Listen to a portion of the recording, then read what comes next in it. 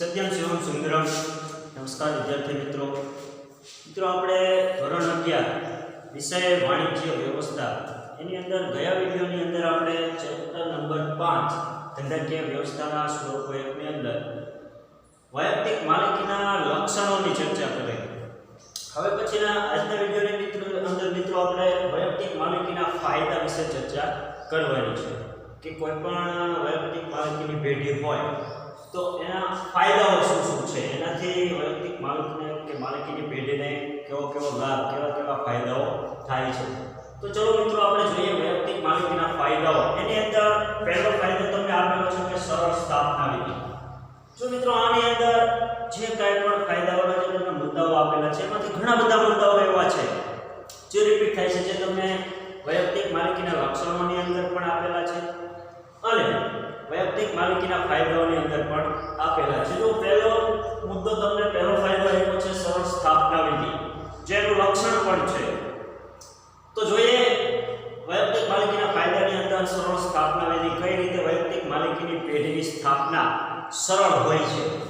તો સૌથી પહેલા તમને કીધું છે કે આ પ્રથમ દસ્તાવેજ તૈયાર ન કરવા પડે। આપણે અગાઉ પણ લક્ષણોની અંદર પણ જોયું હતું કે કોઈ પણ વૈયક્તિક માલિકીનો વ્યવસાય જે કોઈ પણ વ્યક્તિ શરૂ કરવા માંગતો હોય તો એને કોઈ પણ પ્રકારના દસ્તાવેજ તૈયાર કરવા પડતા નથી હોતા।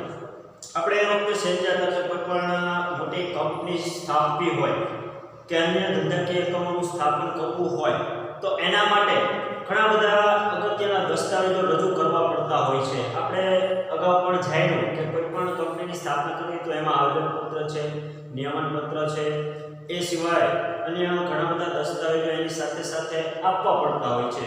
એનું રજિસ્ટર ઓફિસે કરાવવું પડતું હોય છે। પણ વૈયક્તિક માલિકીની પેઢી એવી છે કે જેની અંદર કોઈ પણ પ્રકારના દસ્તાવેજ રજૂ કરવા પડતા નથી હોતા। વ્યક્તિ પોતે વ્યક્તિગત રીતે પર્સનલી પોતાનો વ્યવસાય ગમે તે જગ્યાએ ગમે ત્યારે શરૂ કરી શકે છે। આગળ જોઈએ તો કાયદાની કોઈ વિધિમાંથી પસાર ન થવું પડે।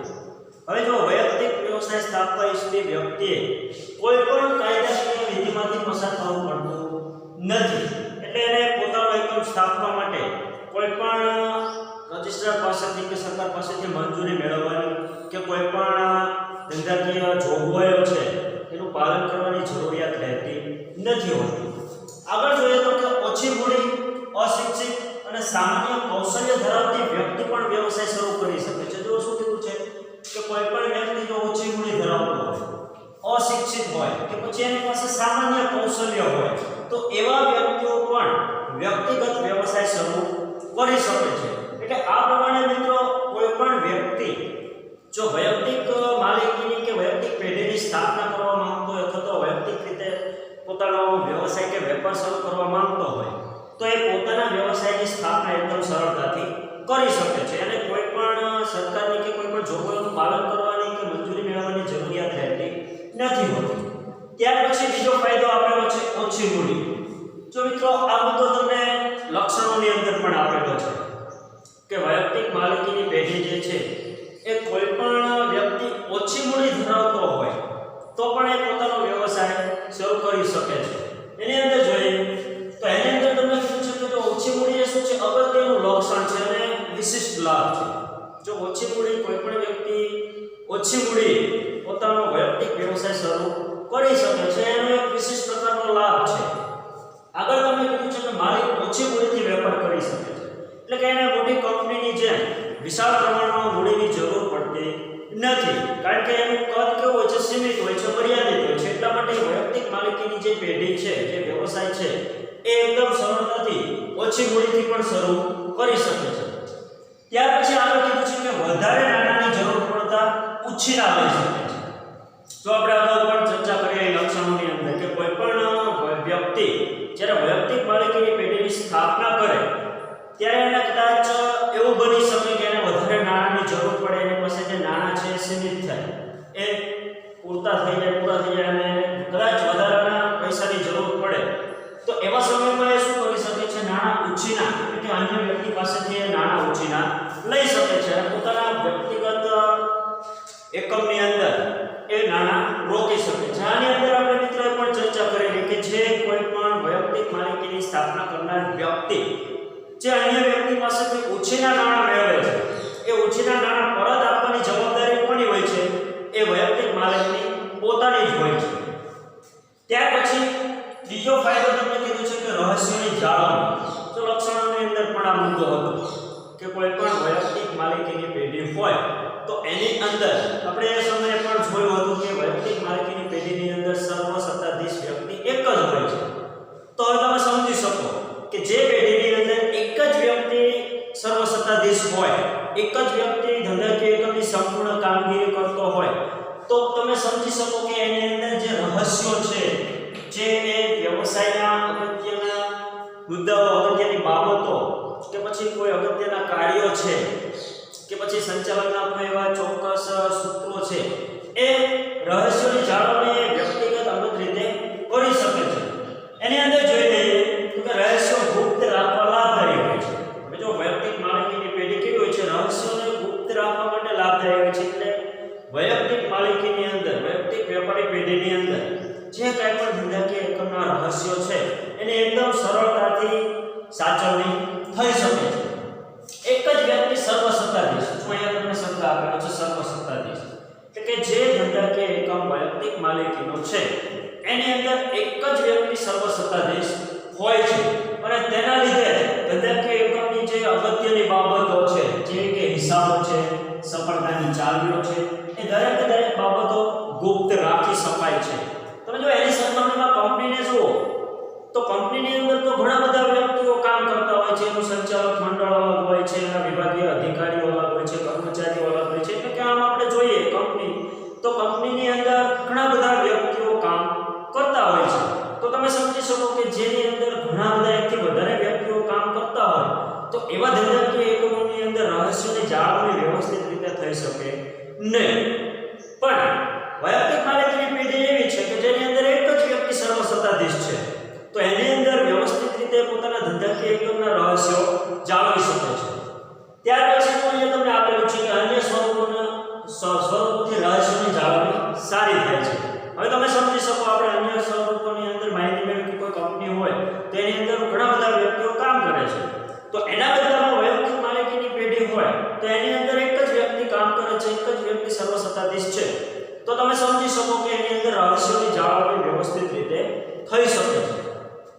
ત્યાર પછી ચોથો ફાયદો તમને આપેલો છે ઝડપી નિર્ણય. જો એનું લક્ષણ પણ છે, કોઈ પણ આપણે લક્ષણ સમજ્યા ત્યારે આગળના વિડિયોની અંદર જોયું હતું કે કોઈ પણ વ્યક્તિ વૈયક્તિક માલિકીની પેઢી ધરાવતો હોય તો એ પોતે જ સર્વસત્તાધીશ છે, તો એટલા માટે ઝડપી નિર્ણયો લઈ શકે છે. કારણ કે પોતે જ વ્યવસાય ચલાવે છે, માલિક પણ પોતે છે, સંચાલનની કામગીરી પણ એ પોતે કરે છે, ધંધાકીય એકમની અંદર ઉત્પાદનની, વેચાણની કે હિસાબો રાખવાની સંપૂર્ણ કામગીરી એક જ વ્યક્તિ કરે છે. તો એને પોતાને જ પોતાના એકમને અનુરૂપ નિર્ણયો લેવાના હોય છે. એટલા માટે પોતાના એકમની અંદર સરળતાથી ઝડપી નિર્ણયો લઈ શકે છે. એની અંદર જોઈએ તો કે માલિક સર્વોપરી નિર્ણાયક હોવાથી, શું છે માલિક? સર્વોપરી નિર્ણય. કારણ કે સંપૂર્ણ વૈયક્તિક માલિકીના વ્યવસાયનું સંચાલન એ માલિકના હાથમાં જ હોય છે. એટલા માટે ધંધાની મહત્વની બાબતો અને બદલાતા સંજોગો અનુસાર નિર્ણયો લઈ શકે છે. જો કંપની સ્વરૂપમાં શક્ય નથી હોતું, કારણ કે કંપની સ્વરૂપમાં જો કોઈ નિર્ણય લેવાનો થાય તો એની એક પ્રોસિજર આવે છે કે સંચાલક મંડળમાં એની રજૂઆત કરવી પડે. ત્યાર પછી એના એ જે કોઈ પણ રજૂઆત થયેલી હોય એના ઉપર સંચાલક મંડળ એકઠું થઈ યોગ્ય ચર્ચા વિચારણાઓ કરશે અને ત્યારબાદ એ લેવાયેલો નિર્ણય અમલમાં મૂકવો કે એની પરામર્શ કરી પછી જે નિર્ણયનો અમલ થતો હોય છે. જ્યારે વૈયક્તિક માલિકીની પેઢીની અંદર સંપૂર્ણ વ્યક્તિ, સંપૂર્ણ સર્વસત્તાધીશ એક જ વ્યક્તિ હોય છે, તો એને કોઈને પૂછવાની કે પછી નિર્ણય વિશે કોઈ પણ અન્ય વ્યક્તિઓને પૂછવાની કે એની કોઈ રજૂઆત કરવાની જરૂર રહેતી નથી હોતી. એટલે પોતે ઝડપથી નિર્ણય લઈ શકે છે અને તે ઝડપથી નિર્ણય લેવાથી શું થાય છે? એનો ફાયદો બદલાતા સંજોગો અનુસાર નિર્ણયો લઈ શકે છે અને પોતાના એકમની અંદર યોગ્ય ફેરફારો કરી શકે છે. ત્યાર પછી તમને પાંચમો ફાયદો આપેલો છે વ્યક્તિગત સંપર્ક. જો આ મુદ્દો પણ સેમ છે, તમે લક્ષણોની અંદર પણ આ મુદ્દો જોયો હશે કે કોઈ પણ વૈયક્તિક પેઢીનો માલિક હોય તો એ વ્યક્તિગત રીતે પોતાના ગ્રાહકોના સંપર્કમાં આવી શકે છે. ચાલો એને વિસ્તારથી જોઈએ મિત્રો. એની અંદર તમને કીધું છે કે માલિક અને સંચાલન વચ્ચે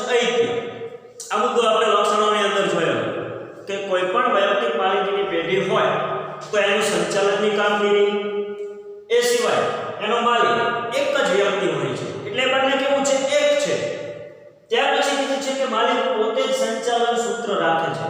હવે જો શું કીધું છે અહીંયા કે જે કોઈ પણ વૈયક્તિક માલિકીનો માલિક છે એ પોતે જ એ વૈયક્તિક પેઢીનું સંચાલનની કામગીરી પોતાના હાથમાં રાખતો હોય છે અને પોતાને એ પેઢીનું સંચાલન કરવું પડતું હોય છે.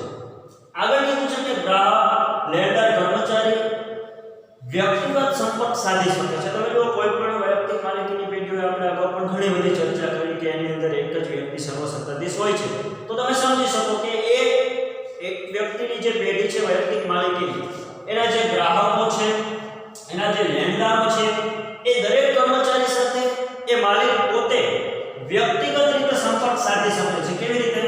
વ્યક્તિગત. જ્યારે કંપની સ્વરૂપમાં શક્ય હોતું નથી, કારણ કે કંપની સ્વરૂપ વિશાળ છે, એની અંદર અસંખ્ય ઘણા બધા કર્મચારીઓ છે, તો એના સંચાલકો વ્યક્તિગત રીતે ગ્રાહકોના સંપર્કમાં આવી શકતા નથી હોતા. જ્યારે વૈયક્તિક માલિકીની પેઢી હોય તો એનો જે માલિક છે એ વ્યક્તિગત રીતે એના ગ્રાહકો અને એના લેણદારોના સંપર્કમાં આવી શકે છે. હવે એનાથી શું ફાયદો થશે? તો કે ગ્રાહકોની રુચિ અનુસાર ફેરફાર કરી શકશે. હવે જો તમે સમજી શકો કે વ્યક્તિગત રીતે કોઈ વેપારી, કોઈ માલિક, કોઈ એકમનો માલિક કે પછી સંચાલક જો વ્યક્તિગત રીતે ગ્રાહકોના સંપર્કમાં આવે તો એનાથી ગ્રાહકોને કેવા પ્રકારની વસ્તુઓની જરૂર છે, ગ્રાહકો કેવી વસ્તુઓમાં રુચિ ધરાવે છે, કેવી વસ્તુઓ પસંદ કરે છે, એ તમામ બાબતોથી વાકેફ થતો હોય છે. અને એના લીધે શું કરે છે? ગ્રાહકોની રુચિ અનુસાર પોતાના એકમની અંદર જે વસ્તુઓ થઈ રહી છે, ઉત્પન્ન થઈ રહી છે, તેની અંદર ફેરફાર કરી શકે છે. એની સિવાય બીજું કીધું છે આ યોગ્ય જે ફેરફારો કરે એનાથી શું થાય છે? બજાર સાચવી શકે છે. હવે તમે સમજી શકો કે જે કોઈ પણ ગ્રાહકોની રુચિ એ માલિકને જાણવા મળે તો એ અનુસાર એ વસ્તુઓનું ઉત્પાદન કરશે, એટલે કે એની અંદર ફેરફાર કરશે. ગ્રાહકોને જે વસ્તુઓમાં રુચિ છે, જેવા પ્રકારની વસ્તુઓમાં રુચિ છે, એ મુજબની વસ્તુ પોતાના એકમની અંદર ઉત્પાદિત કરશે અને એના કારણે પોતાનું જે બજાર છે, વ્યવસાયિક બજાર એ સાચવી શકતા હોય છે. એટલે વ્યક્તિગત સંપર્ક સાધી શકે છે. ત્યાર પછી છઠ્ઠો ફાયદો તમને કીધો છે પરિવર્તનશીલતા. એની અંદર જોઈએ મિત્રો તો કે બદલાતા સંજોગ સાથે વેપારમાં ફેરફાર કરી શકાય છે. તો પરિવર્તન એટલે શું? ફેરફાર કરવો.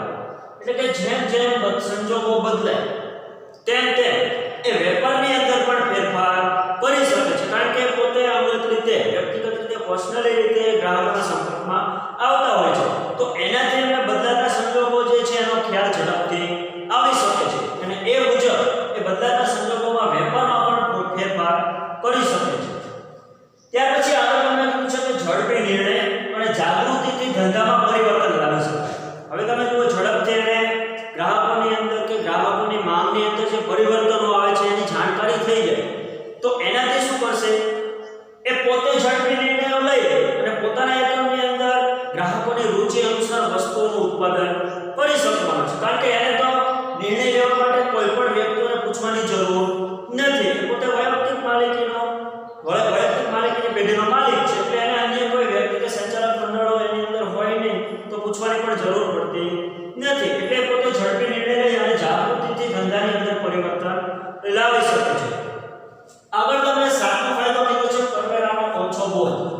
હવે જો તમે કંપની સ્વરૂપ હોય તો એની અંદર તો ઘણું બધું વસ્તુનું ઉત્પાદન થતું હોય, ઘણો બધો નફો પણ મેળવતી હોય છે. જે વધારે નફો થતું હોય તો એમને કરવેરા પણ વધારે પ્રમાણમાં ભરવા પડતા હોય છે. જ્યારે વૈયક્તિક માલિકીની અંદર કરવેરાનો બોજ કેવો હોય છે? ઓછો હોય છે. એને સમજી લઈએ. જો એની અંદર તમને કીધું છે કે ધંધાની આવક માલિકની છે, તેથી વ્યક્તિએ ભરવા પડતા વેરા ભરવા પડે છે, એનો દર લાગુ પડે છે. જો એની આવક કેવી હોય છે? આવક કોની હોય છે? માલિકની. જે પણ વ્યવસાય વૈયક્તિક માલિકીની પેઢીનો છે એની અંદર જે વ્યક્તિ માલિક છે એને આવક થાય છે, એટલે એને કેવા વેરા ભરવા પડે છે? વ્યક્તિએ જે વેરા ભરવા પડતા હોય એ વેરા એને ભરવા પડે છે. આગળ તમને કીધું છે કે ધંધાનું કદ નાનું હોવાથી આવક ઓછી હોય છે.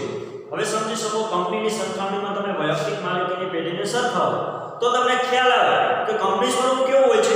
વિશાળ હોય છે, જ્યારે વૈયક્તિક માલિકીની પેઢીનું કદ સીમિત હોય છે, એટલે કે નાનું હોય છે. એટલે તમે સમજી શકો કે એની અંદર આવક પણ કેવી હોય? ઓછી હોય છે. અને એ ઓછી આવકના હોવાના લીધે વૈયક્તિક માલિકીની પેઢીનો જે માલિક છે એને આવકવેરાનો બોજો પણ ઓછો હોય છે, એટલે કે એને ઓછા આવકવેરા, કંપનીની સરખામણીમાં આવકવેરા ઓછા ભરવા પડતા હોય છે. ત્યાર પછીનો ફાયદો તમને કીધો છે ઓછા કાનૂની નિયંત્રણ. આપણે અગાઉ પણ સમજ્યા કે કોઈ પણ કંપની હોય તો એને પોતાના સ્થાપના સમયથી જે કોઈ પણ કંપની ધારાની જોગવાઈઓ છે એની સાથે સાથે સરકારના જે કોઈ પણ કંપનીઓને લગતા જે નિયમો છે એનું પાલન કરવું પડતું હોય છે. જ્યારે વૈયક્તિક માલિકીની પેઢી હોય એને બધા જ નિયમોનું પાલન કરવું નથી પડતું હોતું. જોઈએ એની અંદર તમને કીધું છે કે વેપારના અન્ય સ્વરૂપોની સરખામણીમાં કાનૂની નિયંત્રણો ઓછા હોય છે. હવે અન્ય સ્વરૂપો કયા? તો કંપની છે એ સિવાય સહકારી મંડળીઓ છે કે પછી જો અવિભક્ત કુટુંબ હોય કે એ સિવાયના અન્ય ધંધાકીય એકમો હોય કે સ્વરૂપો હોય, તે તમામે તમામ અન્ય જે ધંધાકીય સ્વરૂપો છે એની સરખામણીમાં જે કાનૂની નિયંત્રણો છે એ ઓછા રહે છે. કેમ કે કંપની સ્વરૂપો હોય તો એમને પોતાનું રજિસ્ટ્રેશન કરાવવું પડે, અને રજિસ્ટ્રેશન કરાવવાથી કંપની ધારાની જેટલી પણ જોગવાઈઓ છે એ તમામે તમામ જોગવાઈઓનું પાલન કરી અને પોતાના એકમની અંદર કામ કરવું પડતું હોય છે. જ્યારે વૈયક્તિક માલિકીની પેઢી હોય તો એને પોતાના એકમનું રજિસ્ટ્રેશન પણ નથી કરાવવું પડતું, એની સાથે સાથે કંપની ધારાની જે જોગવાઈઓ છે એનું પાલન પણ કરવું પડતું નથી હોતું. આગળ જોઈએ તો કે મૂડીની વધઘટ માટે કોઈની સંમતિની જરૂર પડતી નથી. હવે તમે જુઓ કોઈ પણ વૈયક્તિક માલિકીની પેઢી હોય તો એ પેઢીની અંદર જ્યારે વધારે નાણાંની જરૂર પડે એવા સમયમાં એને કોઈની સંમતિ લેવી પડતી નથી. એ માલિક પોતે પોતાને જેટલી મૂડીની જરૂર છે એ અનુસાર અન્ય વ્યક્તિ પાસેથી ઓછીની મૂડી લઈ શકે છે. એના માટે એને કોઈની પરવાનગી લેવી પડતી નથી હોતી. જ્યારે તમે કંપની સ્વરૂપની સરખામણીમાં જુઓ તો કંપનીને જ્યારે વધારાની મૂડીની જરૂર પડે તો એ શું કરે છે? સમયે કેટલીક જામીનગીરીઓ બહાર પાડે છે, અને જામીનગીરીઓ મારફતે પોતાના એકમની જે જરૂરિયાતની મૂડી છે એ મેળવતી હોય છે. એના માટે એને સરકારની મંજૂરી મેળવવી પડે છે. એની સાથે સાથે શેરબજારના કેટલાક પ્રતિનિધિઓ સાથે પરામર્શ કરવી પડે છે, એમની મંજૂરી મેળવવી પડે છે. જે કોઈ પણ જામીનગીરીઓ મેળવે છે એની નોંધણી કરાવવી પડે છે. એટલે ટૂંકમાં આ પ્રકારના ઘણી બધી જોગવાઈઓ છે જેનું પાલન કરી અને એ કંપની પોતાના એકમની મૂડી મેળવી શકે છે. જ્યારે વૈયક્તિક માલિકીની પેઢીની અંદર વધારાની મૂડીની જરૂર હોય તો એને કોઈની પરવાનગી કે સંમતિ લેવાની જરૂર નથી હોતી. આગળ તમને કીધું છે કે ધંધાનું કદ મર્યાદિત હોવાથી કાનૂની નિયંત્રણો ઓછા હોય છે. હવે તમે કંપની અને વૈયક્તિક માલિકીની પેઢીની સરખામણી કરો તો તમને ખ્યાલ આવી શકે કે કંપનીનું સ્વરૂપ કેવું હોય છે? વિશાળ હોય છે. જ્યારે એની સરખામણીમાં વૈયક્તિક માલિકીનું જે એકમ છે, જે પેઢી છે, એનું કદ કેવું હોય છે? સીમિત હોય છે, મર્યાદિત હોય છે. એ કંપનીની જેમ વધારે વિકસેલું હોતું નથી. એટલે જેમ કદ વધારે એમ કાનૂની નિયંત્રણો પણ વધુ હોય છે, અને જેમ કદ સીમિત ઓછું તેમ કાનૂની નિયંત્રણો ઓછા હોય છે. એટલે આ મુજબ કોઈ પણ વૈયક્તિક માલિકીની પેઢી હોય તો એને અન્ય સ્વરૂપોની સરખામણીમાં કાનૂની નિયંત્રણો ઓછા મળતા હોય છે. હવે પછીનો જે મુદ્દો છે એના વિશેની માહિતી મિત્રો આપણે નેક્સ્ટ વિડિયોની અંદર મેળવીશું.